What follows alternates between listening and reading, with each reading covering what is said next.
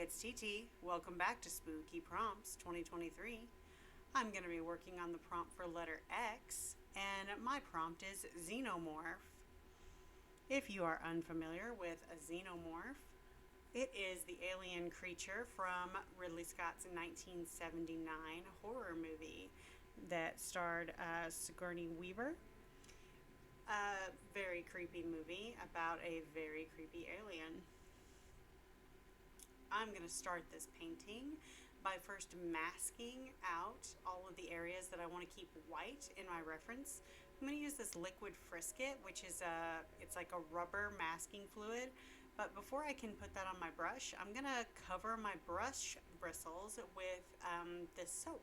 I'm using Master's Brush Cleaner soap, and I'm just going to thoroughly cover the bristles on my paintbrush in this soap. And what that'll do is it will keep this liquid rubber from ruining my paintbrush. So first I very thoroughly cover the brush in soap, and then I can start using my paintbrush to apply this liquid rubber onto all the areas of my painting that I want to keep white.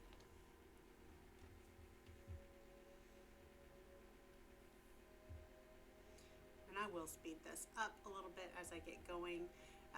But basically, this picture I took of my husband's action figure has quite a bit of highlight showing on the different parts of the alien. So there's a big highlight on its face, and then it's got like these tubes that kind of come out of it that have like the little ridges on them.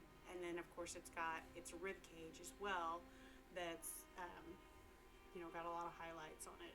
So where the light hits it and it's going to be very, very light, I went in first and tried to preserve those highlights. And the teeth, I forgot the teeth, but yeah, they're also on there. Tried to keep those as close to white as I could as I was going. So I took this photo of my husband's action figure in my closet. I think this is I think this might be his Mezco version of the alien action figure. He's got a few different versions. He's got a couple of NECA alien figures, and then he's got the Mezco figure. And the Mezco figure's got a rubber body, and it's pretty intense. I didn't repose it. I left it in the pose that he had it in.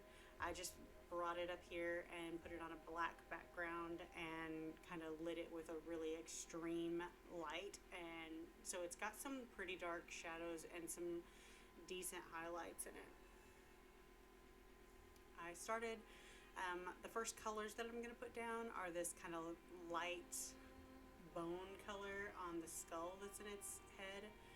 The alien xenomorph monster has a big, long head, and if you look really closely, I know that the movie in 1979 was very dark. It was very dark. But if you look really closely, there's actually like a full-on skeleton visible through its head.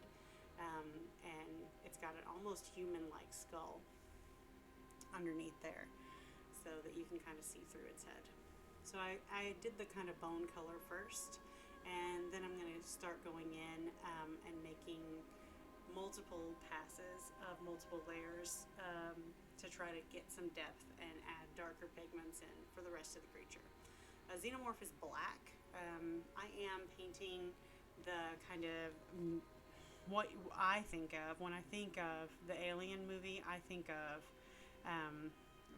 this particular iteration.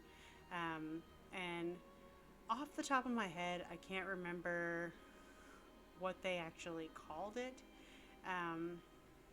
but it had like a specific name, and I really do not remember. It's like I don't know, it's like the Big Daddy or something ridiculous like that. But this alien is kind of what I think of when I think of the Alien movies, is this guy with the black kind of rubbery skin, and I don't know if you really ever watched the Alien movies, but they have, you know, green acid blood, and they drool a lot. They've got a, you know, they have like a little mouth that like jets out of their mouth. So like they have their mouth that's like a normal flat mouth, like a person's mouth that's on their skull. But then they've got like this projectile mouth that comes out, and it's like, and it looks like the little chest burster alien. So like they go through different phases. So like they start out as an egg. I think they call it an ovomorph, something like that. They start out as an egg, and when the egg hatches, the face hugger comes out, and the face hugger looks like almost like a crab or a spider. It's got legs, and it like jumps out, wraps around your head, and like somehow puts an egg of its own inside your body. And then after the face hugger dies, then the egg that it planted inside your body turns into a chest burster, which is like this little snake looking thing with a flat face. The face almost looks like a sperm whale face on like a snake, and it like just bursts out of your chest and like slithers away, and it's gross. And somehow that chest burster alien is what grows up to become what I think of when I think of a xenomorph. So the artwork that 1979's Alien was based off of was from a Swiss artist called his name was H.R. Geiger, and he was very interesting. He's got some very interesting art. the man had some thoughts going on in there. It's a little bit suggestive, I guess.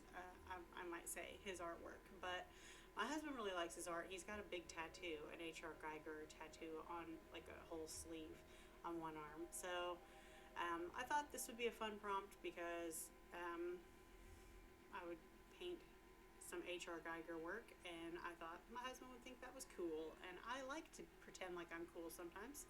So that was what I was going for. It scared the crap out of me because this thing has so many different layers and so many different details in it. But I did pull it off, I think, pretty well. I was happy with the way that it came out. So I ended up putting a little frame around it, but overall, this is what it looks like. So thanks for watching, and I'll see you next time.